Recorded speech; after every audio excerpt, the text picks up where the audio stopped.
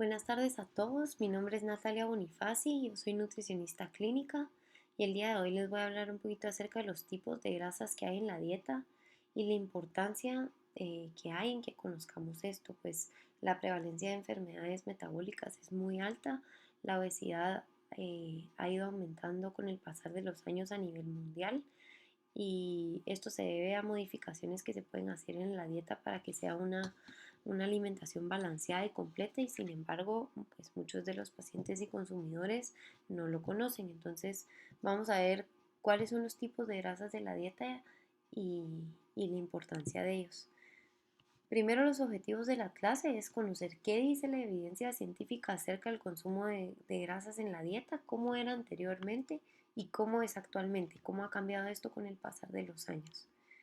Diferenciar los tres tipos de grasa que existen y las implicaciones que cada una de ellas va a tener en la salud del consumidor, ya sea si se consume en exceso o no. Cada una tiene una función distinta.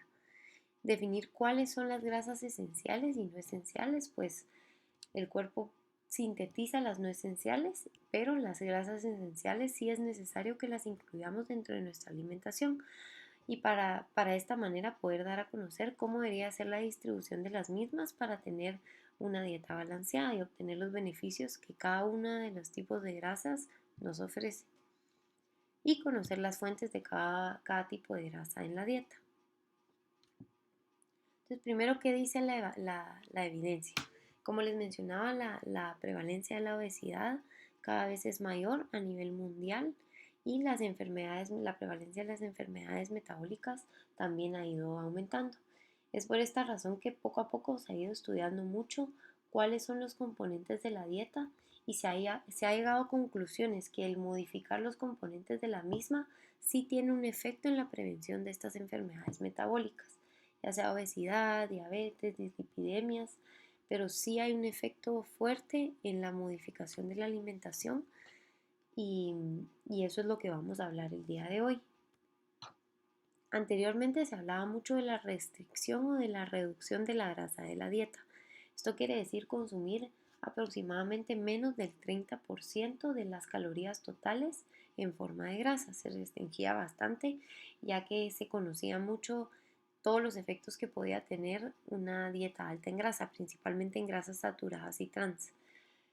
Pero con el pasar de los años también se han hecho otros estudios en los que recomiendan y evidencian que la restricción o reducción de la ingesta de grasa en la dieta no se recomienda, pues no tiene un efecto beneficioso en cuanto a la prevención de enfermedades metabólicas.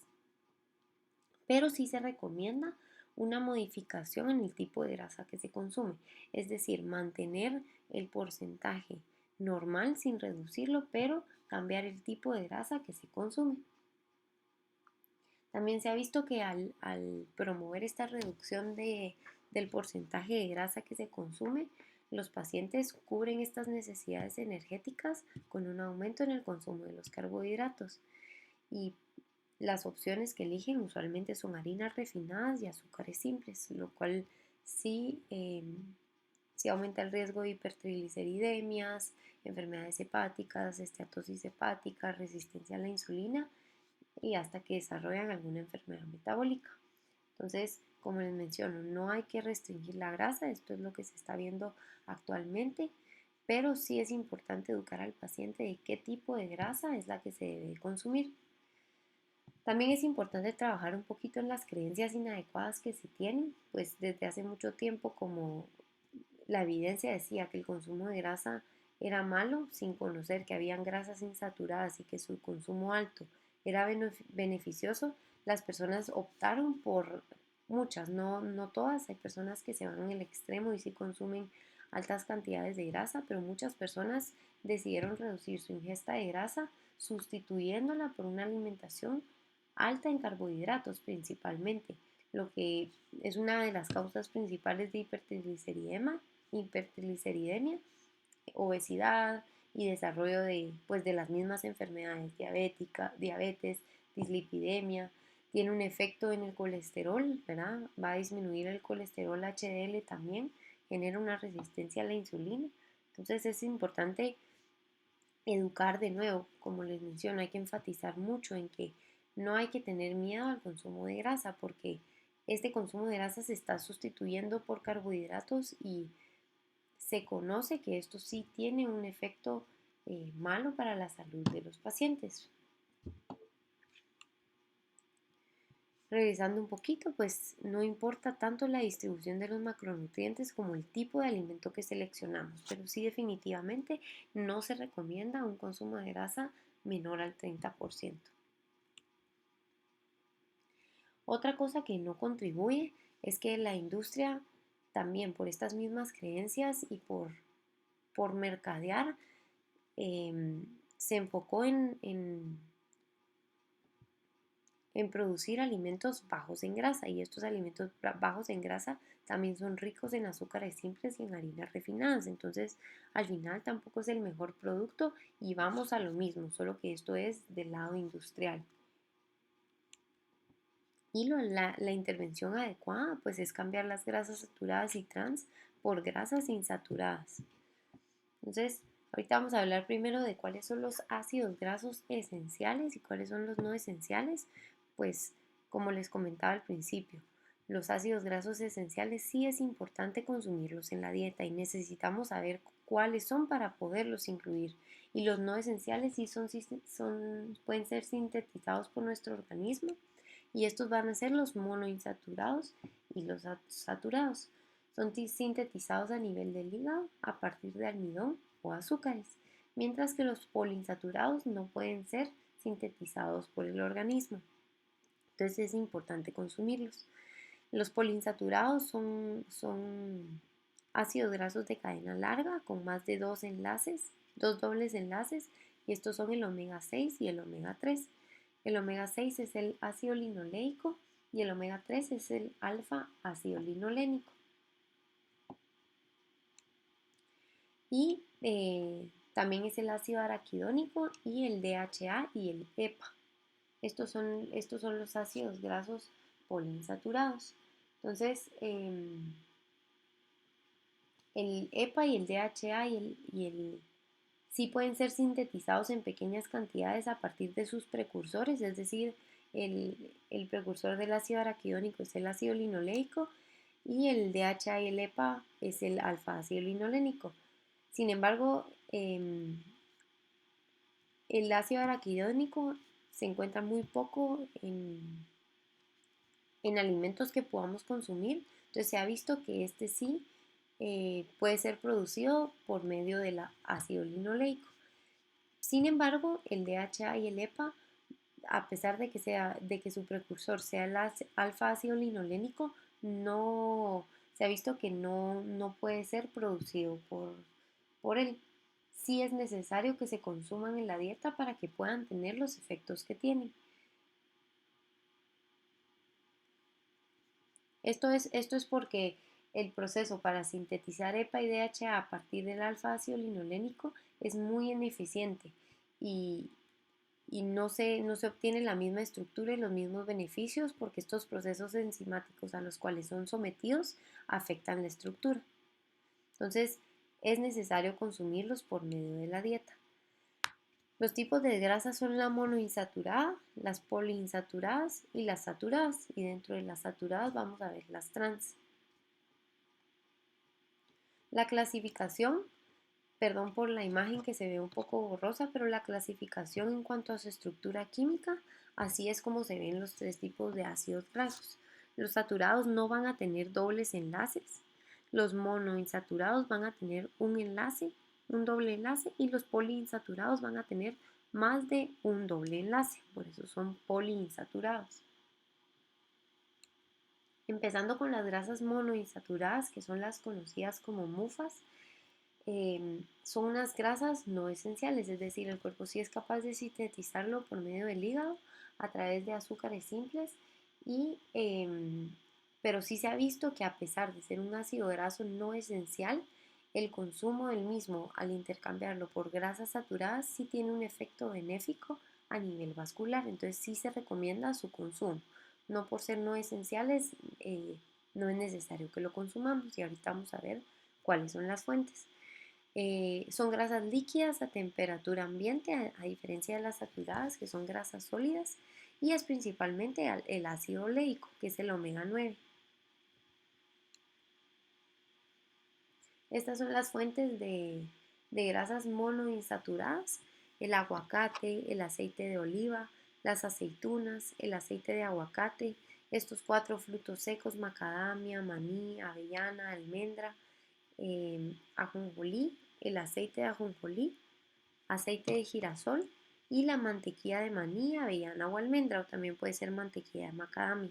Sin embargo, es bien importante que sea natural, porque ya al ser un producto industrial, una mantequilla de maní comprada en el supermercado probablemente ya tiene un porcentaje de grasas trans que no son beneficiosas para la salud. Algunos de los efectos beneficiosos de las grasas monoinsaturadas, por eso es de que se enfatiza tanto en su consumo, es que disminuye el riesgo de enfermedades cardiovasculares y de diabetes. Tiene un efecto sobre los niveles de colesterol, disminuye el LDL y la oxidación del mismo, reduciendo así la aterosclerosis. Y también tiene un efecto a nivel metabólico, disminuyendo la hemoglobina glicosilada y mejorando la respuesta y la resistencia a la insulina. Ahora, pasando ya a lo que son las grasas poliinsaturadas, son las conocidas como PUFAs, y al igual que las monoinsaturadas son grasas líquidas a temperatura ambiente. Estas se van a clasificar en omega 3 y en omega 6. Recuerden que ya son ácidos grasos que tienen dos dobles enlaces. Entonces, aquí la diferencia entre el omega 6 y el omega 3 es el número del carbono en donde tiene el doble enlace. Entonces, es omega 6 porque el doble enlace lo tiene en el carbono número 6. Si contamos aquí es 1, 2, 3, 4, 5, 6. Y el omega 6, el omega 3 es porque lo tiene en el carbono número 3. 1, 2 y 3. Ambos, el omega 3 y el omega 6, tienen fuentes de origen tanto vegetal como de origen animal.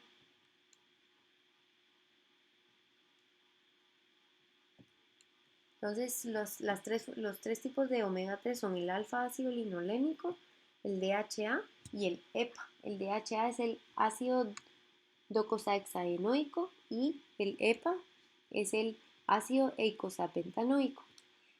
El alfa ácido linolénico es de origen vegetal y los otros dos son de origen animal, principalmente de origen marino, pescados grasos, también lo encontramos en algas, pero se ha visto que es más potente el que es de origen animal.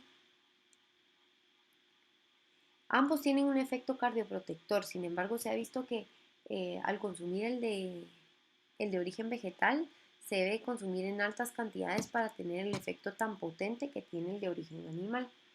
En Cochrane se hizo una revisión sistemática en la que se encontró que había una evidencia moderada de que el alfa ácido linolénico que se encuentra en los aceites vegetales, especialmente el de canola o el de linaza, y los frutos secos, especialmente las nueces de nogal, sí tienen un efecto ligeramente protector en cardiopatías y enfermedades circulatorias. Este sí es un ácido graso esencial, es decir, sí se debe consumir por medio de la dieta, y se ha visto que poco a poco en lo que se aumenta su consumo va teniendo mayores efectos beneficiosos, pero no son tan potentes como los del DHA y el EPA.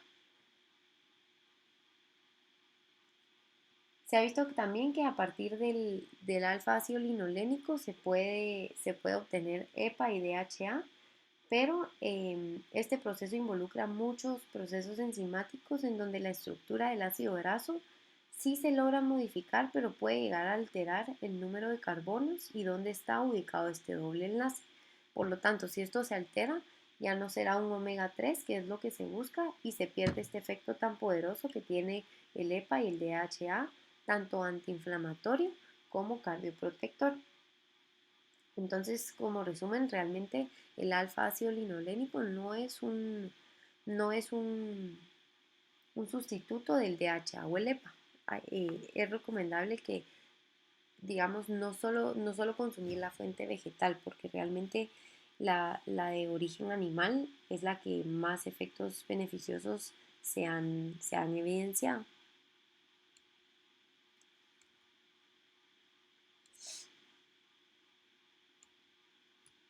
Algunos de los beneficios del omega 3 es el efecto que tiene sobre la presión arterial, también mejora la función endotelial, es un protector cardiovascular y tiene un efecto antiinflamatorio y tiene un efecto sobre los niveles del colesterol, disminuyendo el LDL y aumentando los niveles de HDL. Las fuentes de omega 3 se dividen en dos, en origen animal y origen vegetal. Las de origen animal son principalmente de origen marino. Aquí en Guatemala hay muy poca costumbre de consumir pescados, pero es importante crear este hábito. Son principalmente pescados grasos como el salmón, el atún, que tiene omega 3 en mayor concentración si está fresco, a diferencia de si está en lata. Las anchoas, la caballa, la sardina, el arenque, las ostras y el aceite de hígado de pescado, ya sea líquido o en cápsulas. Y el alfa ácido linolénico, que es la fuente de origen vegetal, la encontramos en la nuez de nogal, en las semillas de chía, en las semillas de lino, en el aceite de lino, en el aceite de canola y en el aceite de soya. El aceite de soya lo coloqué acá porque sí tiene un porcentaje de omega 3, es bajo, pero sí lo tiene. Sin embargo, pues lo recalco porque este tiene omega 3, omega 6 en mayor proporción. Es la principal fuente de las principales fuentes de omega 6. Ahora pasando ya a lo que es el omega 6, es el ácido linoleico y este es precursor es precursor del ácido araquidónico. Entonces, muchos estudios han hablado y mencionado sobre el efecto proinflamatorio, a diferencia del omega 3 que es antiinflamatorio, y si es beneficioso o no consumirlo o cuál es la proporción en la que se debe consumir. Y esto es porque el ácido araquidónico es un componente de la estructura de las membranas celulares. Cuando hay una activación de las enzimas durante las primeras etapas del proceso inflamatorio, el ácido araquidónico es liberado desde los fosfolípidos y posteriormente un grupo de enzimas que son las lipoxigenasas y ciclooxigenasas metabolizan el ácido araquidónico y generan eicosanoides, entre los cuales están las prostaglandinas, leucotrienos y tromboxanos. El ácido araquidónico tiene dos vías de acción distintas. La primera va a involucrar a las ciclooxigenasas que van a convertir al ácido araquidónico en tromboxanos. Y aquí, pues como sabemos, los tromboxanos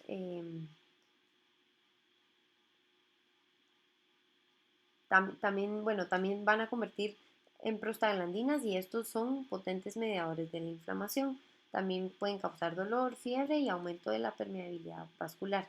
Es por eso que se catalogan como proinflamatorios, pero es seguro el consumo de ellos. Siempre es mejor que el consumo de grasas trans y de grasas saturadas. Entonces, solo se debe consumir en la proporción adecuada.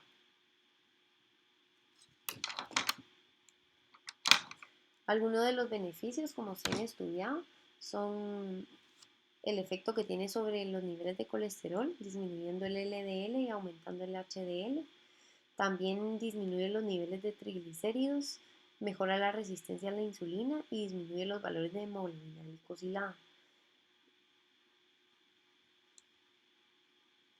Las fuentes de omega 6, como les mencionaba, una de las principales es el aceite de soya.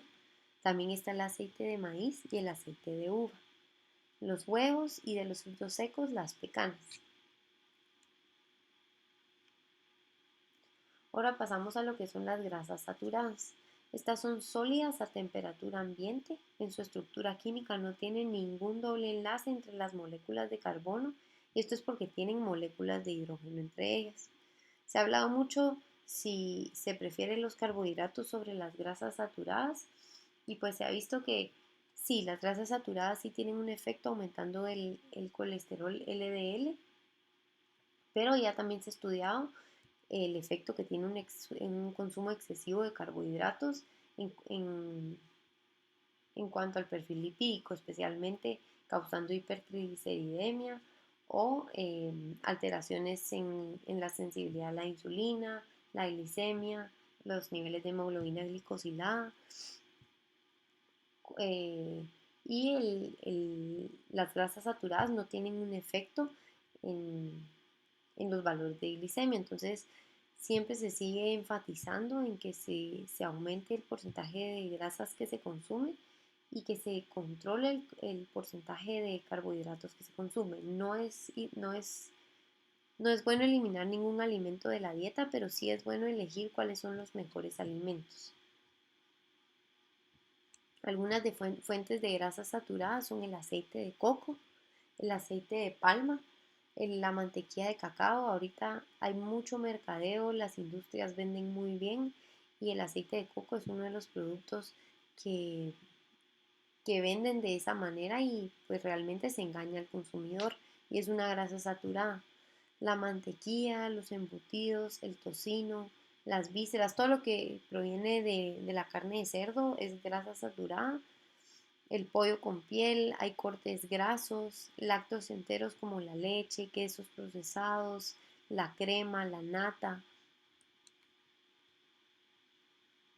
Ahora pasamos a los ácidos grasos trans.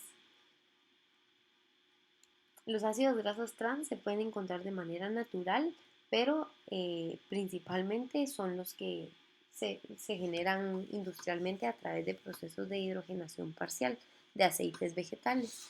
Entonces, en la forma natural, pues se encuentran en lácteos, en carnes, principalmente de cabra, oveja y vaca, pero el porcentaje es muy bajo, a diferencia de los productos industriales, en los cuales el porcentaje de ácidos grasos trans sí es bastante alto y sí tiene efectos malos para la salud.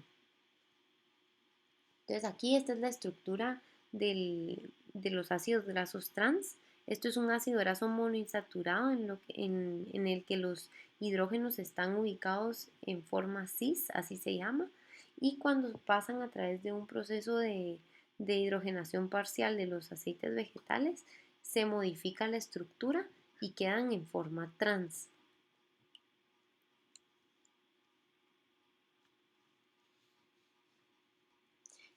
Al quedar así en forma trans es porque fueron sometidos a transformación química mediante procesos de hidrogenación o pueden ser por refinación de aceites, ¿verdad? Hay varios procesos. Esto es con el fin de que se obtengan grasas sólidas, ¿verdad? Que de un aceite vegetal al hidrogenarlo se obtenga una grasa sólida como es la margarina. Algunos facts de los ácidos grasos trans. Está comprobado que son dañinos. Por cada 2% del consumo total de energía en forma de grasa trans, sí se ha visto que aumenta el riesgo de enfermedad coronaria. Las grasas saturadas causan menor daño que las trans, o sea, se prefieren sobre las grasas trans. Incluso se recomienda un consumo del 10% en forma de grasas saturadas, no más de eso, pero evitar consumir en lo que se pueda las grasas trans. Se ha comprobado que aumenta los niveles de LDL y disminuye los niveles de colesterol HDL. ¿Qué dicen las reposterías o las industrias a quienes venden estos productos? Indican que prefieren este tipo de grasa para cocinar porque mantienen el producto firme a diferencia de todas las grasas líquidas. En los etiquetados debemos de buscar que diga aceites parcialmente hidrogenados o usualmente está reportado en el porcentaje total de grasa.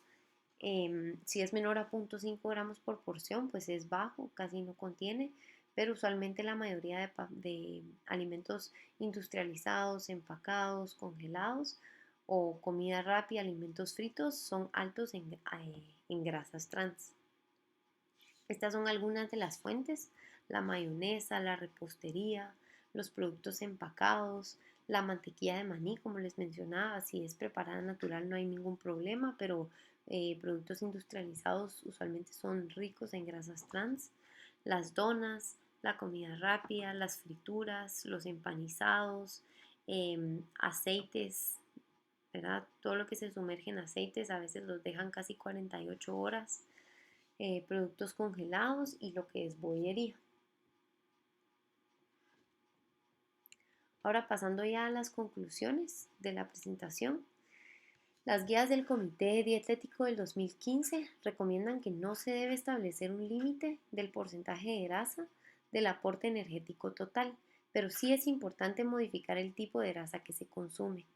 Debemos de educar al paciente, debemos de informarlos, de hacerlos conocer cuáles son los tipos de grasa y cuáles son las fuentes, qué beneficios tienen para poder eliminar estas creencias inadecuadas que se tienen y que están llevando a otros problemas, ¿verdad? Un consumo alto de carbohidratos que genera depósitos altos de grasa, alteraciones en la sensibilidad a la insulina y conlleva otras enfermedades metabólicas. Entonces es importante eh, enfatizar en no limitar el porcentaje, pero sí elegir el mejor tipo de grasa, que en este caso serían las insaturadas. También reemplazar el consumo alto de carbohidratos por grasas, ya que mejora los niveles de glicemia, la secreción de insulina, la hemoglobina glicosilada, reduce la metainflamación y mejora la función endotelial. Por lo tanto, va a reducir el riesgo de diabetes mellitus. Las grasas trans sí contribuyen en el desarrollo de enfermedades cardiovasculares a través del aumento de colesterol LDL, van generando placas ateromatosas y importante recalcar que las grasas poliinsaturadas van a ser cardioprotectoras y contribuyen al aumento del colesterol HDL y a la reducción del LDL.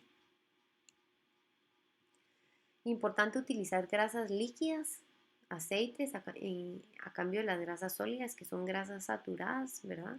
Son grasas que usualmente ya pasaron, si son saturadas, pues son de origen natural, pero si son eh, grasas sólidas de origen vegetal, como es la margarina, es un producto que ya pasó por un proceso de hidrogenación parcial. Ya es una grasa saturada y ya va a tener todos estos efectos dañinos que ya mencioné. Se recomienda consumir pescados grasos por lo menos 2 a 3 veces a la semana para poder tener estos efectos antiinflamatorios y cardioprotectores que provee el omega 3. También evitar el consumo de productos industrializados. Evitar también el consumo de carnes procesadas y rojas, porque sí tienen un porcentaje de grasa saturada, y preferir pescados grasos y alimentos de origen vegetal, como lo son los frutos secos, aguacate, aceites vegetales y legumbres. Especialmente, pues, si se puede aceite de oliva o algún aceite vegetal rico en omega 3. Esta es la base realmente de lo que es la dieta mediterránea. Es una dieta que se enfoca en un alto consumo de ácidos grasos insaturados, de un control del consumo de carbohidratos y de también consumir un tipo de carbohidrato adecuado, en este caso carbohidratos complejos. Y la distribución del tipo de grasa, que es muy importante, se puede dar hasta un 40% del contenido energético total, pero menos del 10% del total de la grasa debe ser en forma de grasa saturada y no se recomienda consumir grasas trans. Entonces, gracias. Quedo atenta a cualquier duda que tengan para poder resolvérselas.